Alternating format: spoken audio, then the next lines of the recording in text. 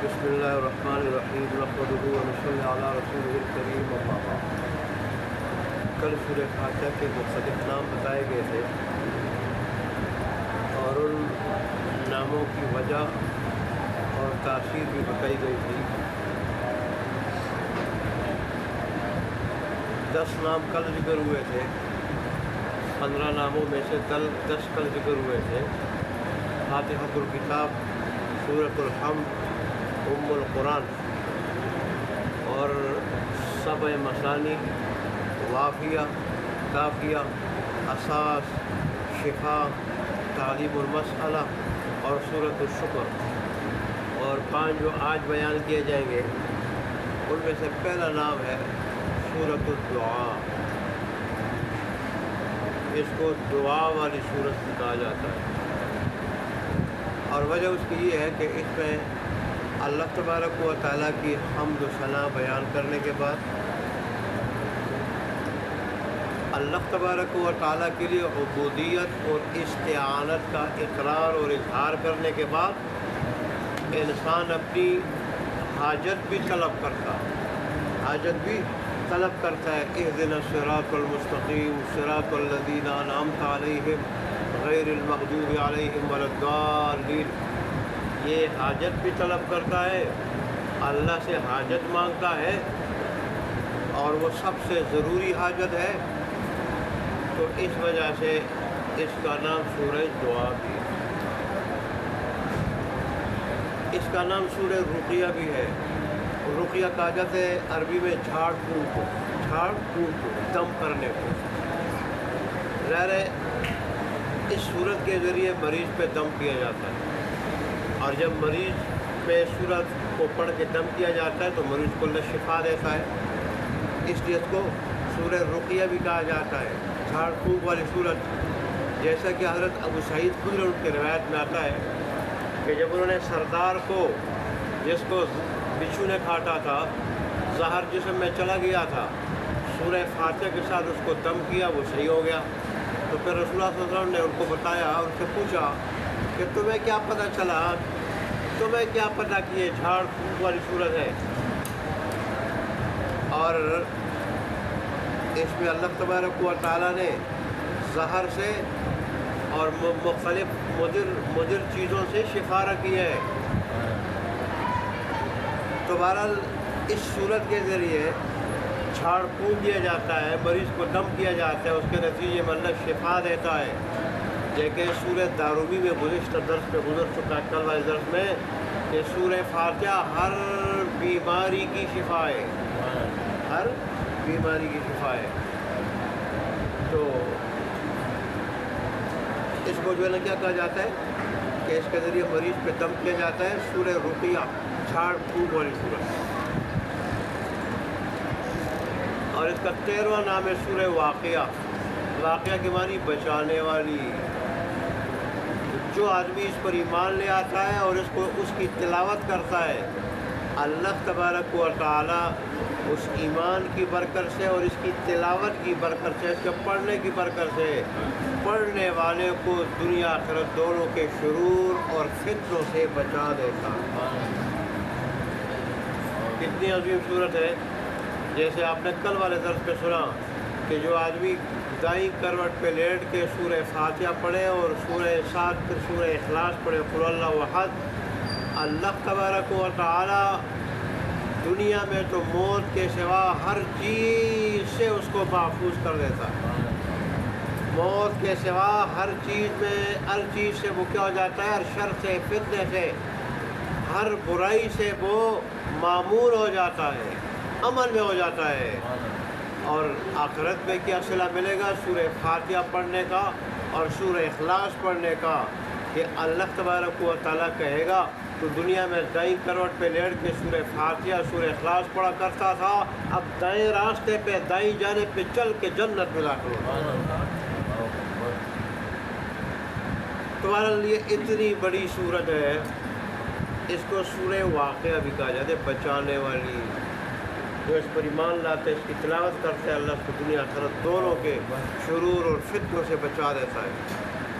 اور اس کا نام سورہ کنز بھی ہے، سورہ کنز، خزانے والی صورت، کنز کہتے ہیں خزانے کو، جیسے رسول اللہ صلی اللہ علیہ وسلم نے فرمایا اوتیت من خزائن العرش، مجھے عرش کے خزانوں میں سے دیا گیا ہے، عرش کے خزانوں میں سے خزانہ دیا گیا ہے مجھے۔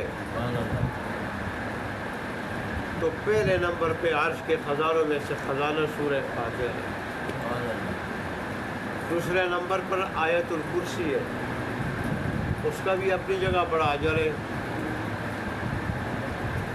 اور تیسرے نمبر پر سورہ بقرہ کے آخری آیات ہے، چوتھے نمبر پر سورہ کوثر ہے، اور پانچویں نمبر پر لا حول ولا قوت الا باللہ۔ اس کے بارے میں بھی حدیث میں آتا ہے کہ کثرت سے پڑھا کرو، یہ اللہ کے عرش کے خزانوں میں سے خزانہ، یعنی اس کے پڑھنے میں اجر بڑا، اجر بڑا، پھر اس کے اثرات بھی بڑے ہیں، مفید اثرات، بڑے اثرات ہیں، جیسے رسول اللہ صلی اللہ علیہ وسلم نے فرمایا کہ یہ ہم سے بھی بچاتا ہے، غم سے بھی بچاتا ہے۔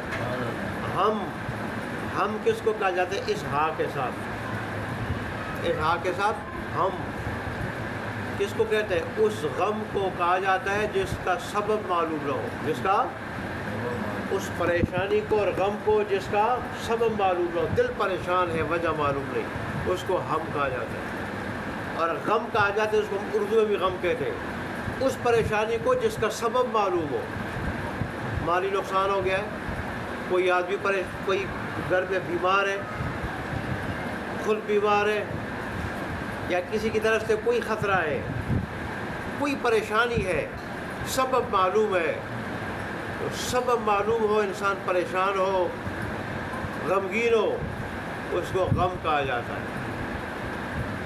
تو رسول اللہ نے فرمایا کہ لا حول ولا قوت آپ پڑھا کرو، ایک تو اللہ کے عرش کے خزانوں میں سے خزانہ ہے، اللہ اس کے پڑھنے پہ بڑا اجر دے گا، بڑا اجر دے گا۔ دراصل اس میں اللہ کی بے نیازی کا، کامل قدرت کا، اور بندے کی عاجزی کا بالکل بے بس ہونے کا اقرار اور اظہار ہے۔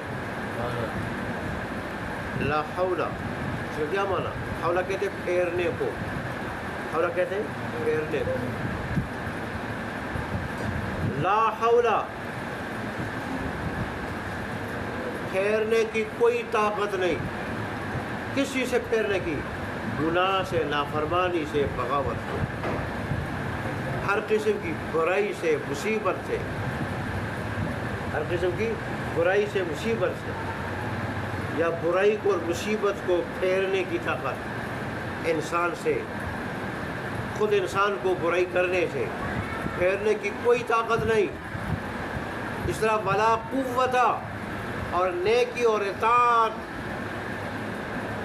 اجر و ثواب کمانے کی طاقت اور قوت کوئی نہیں، الا باللہ، مگر اللہ کے پاس، الا باللہ، مگر اللہ کے پاس۔ تو بندہ جب یہ کہتا ہے کیا مطلب ہے اس کا؟ اللہ اگر تو مجھے گناہ سے بچائے گا تو بچوں گا، نہیں بچائے گا نہیں بچ سکتا۔ اللہ تو اگر مجھے نیکی کی توفیق دے گا تو نیکی کر سکوں گا، نہیں دے گا تو نہیں کر سکوں گا۔ اللہ بندے سے یہی چاہتا ہے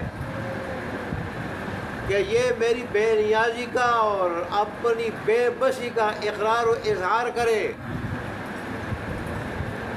اسی لیے تو اللہ نے دنیا میں بھیجا ہے، یہ اشرف المخلوقات، اس کی عبادت بڑی جامع ہے، اس کی تسبیح، اس کی عبادت، ہر چیز جامع ہے، اس میں کمال ہے۔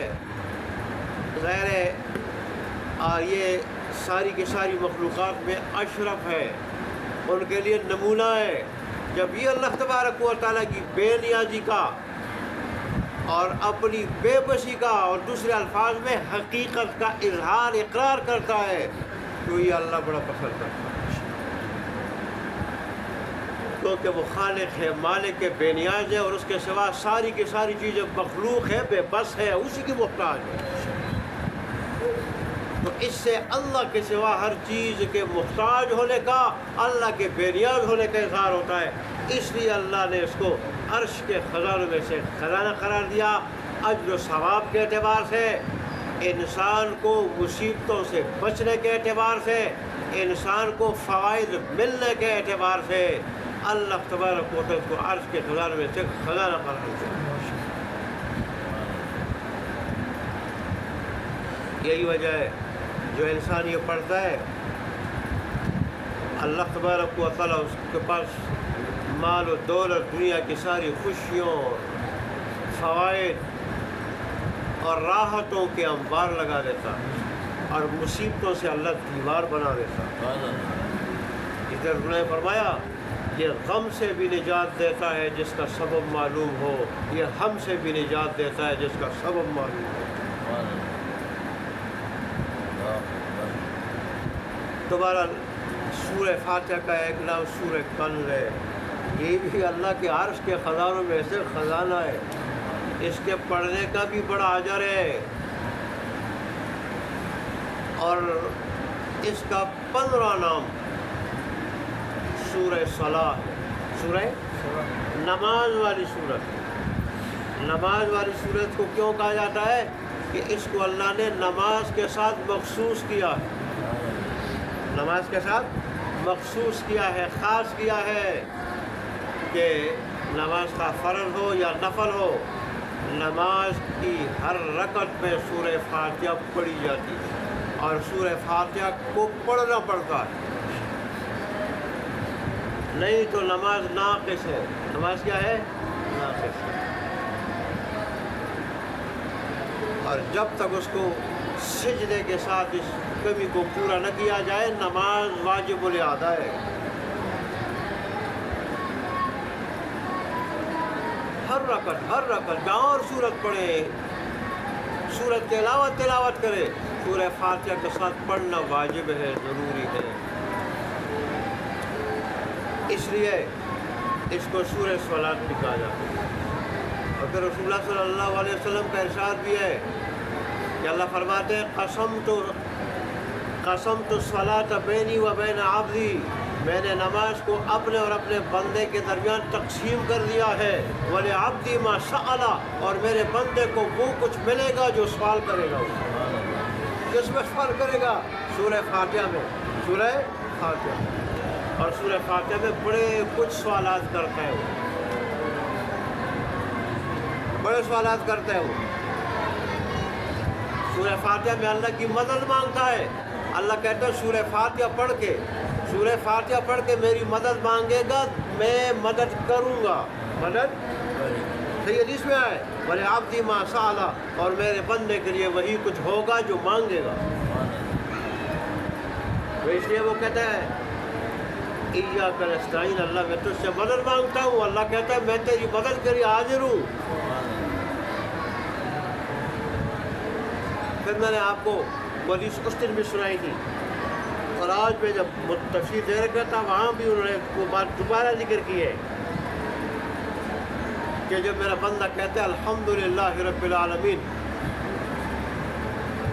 تو اللہ تبارک و تعالیٰ کہتا ہے کہ حمدنی عبدی، میرے بندے نے میری حمد بیان کی۔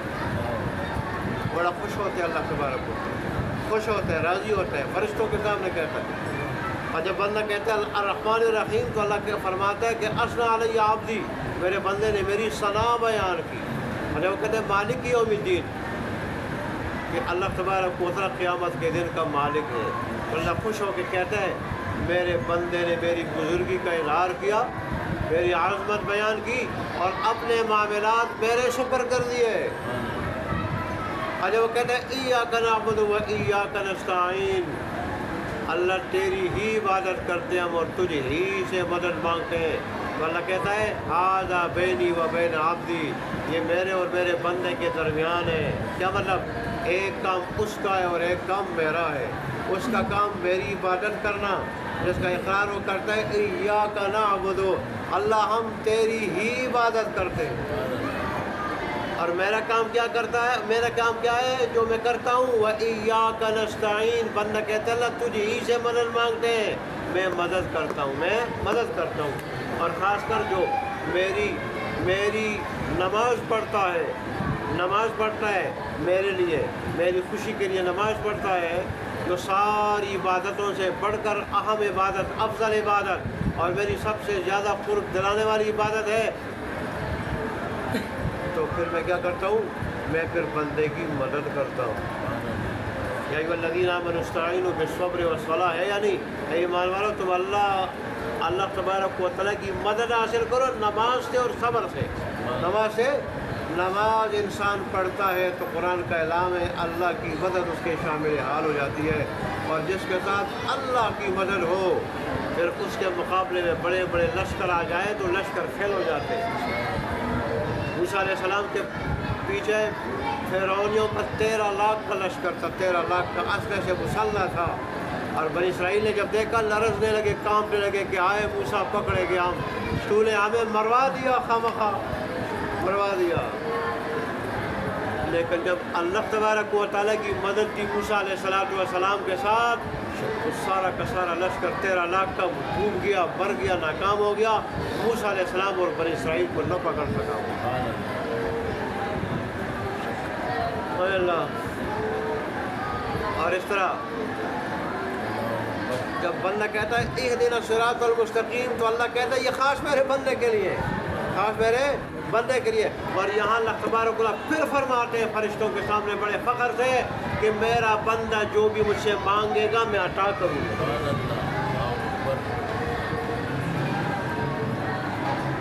حدیث کے الفاظ یوں آتے ہیں کہ اس کے ذریعے میرا بندہ جب بھی مجھ سے مانگتا ہے میں دیتا ہوں۔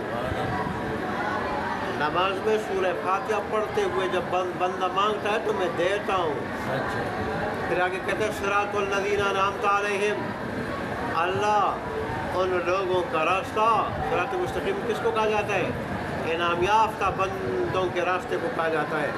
اللہ جن پر تیرا نام ہوا وہ انبیاء، صدیقین، شہداء، صالحین ہے۔ گمراہوں کا راستہ نہ ہو جیسے عیسائی ہے، تیرا غضب جن پہ نازل ہوا ہے ان کا راستہ نہیں جیسے یہودی ہے۔ یہ الفاظ جب کہہ کے سورہ فاتحہ مکمل کر لیتا ہے وَلَضَّالِّينَ کہہ کر اللہ کی طرف سے اعلان ہوتا ہے دینے کا، بخشش کا، عطا کرنے کا اعلان ہوتا ہے کہ لو میرے بندے نے مجھ سے جو کچھ مانگا میں نے عطا کر دیا، میں نے دے دیا۔ تو کتنا بڑا انعام ہے کہ بندہ اللہ تبارک و تعالیٰ سے جو مانگے اللہ تبارک و تعالیٰ بیچ میں بھی وعدہ کرے، اور جب وہ مکمل کرے اس وقت اللہ اعلان کرے کہ میرے بندے نے اس صورت میں جو کچھ مانگا میں نے عطا کر دیا۔ بندے نے مدد مانگی، اللہ نے عطا کر دی۔ بندے نے صراط مستقیم، انعام یافتہ لوگوں کا راستہ مانگا، اللہ نے عطا کر دیا۔ اور بندے نے اللہ کے غضب سے پناہ مانگی، غصے سے پناہ مانگی، اللہ نے اس سے جو ہے پناہ عطا کر دی۔ بندے نے گمراہ لوگوں کے راستے سے پناہ مانگی، اللہ نے اس سے کیا کر دیا؟ محفوظ کر دیا۔ اور اس کو کیا چاہیے؟ اللہ کی مدد جب مل گئی کہ دنیا کے سارے کام بن گئے، بلکہ دنیا آخرت کے سارے کام بن گئے۔ اور اس طرح اللہ کے غصے سے جب محفوظ ہوا تو بھی اللہ تبارک و تعالیٰ کی رحمت کا مستحق ہوا۔ اللہ کی رحمتیں، برکتیں اس کی طرف متوجہ ہوئی، اور جس کی طرف اللہ کی رحمتیں، برکتیں متوجہ ہو جائیں، اللہ ایسے بندے کے لیے آسمان سے ہر قسم کے دروازے نعمتوں کے کھول لیتا ہے۔ اور پھر یہ بندہ اللہ تبارک و تعالیٰ کی بے شمار نعمتیں کھاتا رہتا ہے، ملتی بھی ہے اور یہ کھاتا بھی ہے۔ نعمتیں نہ ملے تو بھی مصیبت، ملے اور کھا نہ سکے یہ ڈبل مصیبت۔ اللہ دیتا بھی ہے، کھلاتا بھی ہے۔ تو یہ سورہ فاتحہ کے 15 نام تھے، اور ان 15 ناموں کے مختلف جو ہے نا وہ تاثیرات آپ نے سن لی۔ اللہ تبارک و تعالیٰ ہمیں قرآن مجید کی لاج رکھنے کی اور قدر کرنے کی توفیق عطا فرمائے۔ اگر صرف سورہ فاتحہ کے اتنے فضائل ہے اس چھوٹے منہ سے اور بالکل بے علم منہ سے آپ نے اتنے سنے، تو پھر بڑے بڑے مفسرین سے جو یہ بیان کرتے ہیں سورہ فاتحہ کے فضائل، وہ کیا ہوں گے؟ ہمیں اتنا جان لینا چاہیے کہ سورہ فاتحہ کے بے شمار فضائل ہے، بے شمار فضائل ہے، مگر ایک اس ابتدائی چھوٹی صورت کے کتنے فضائل ہیں، اور صورتوں کے پھر کتنے فضائل ہوں گے۔ اس اس لیے اللہ تبارک و تعالی ہمیں اس کی قدر کرنے کی، شکر ادا کرنے کی توفیق عطا فرمائے۔ وآخر دعوانا الحمدللہ رب العالمین۔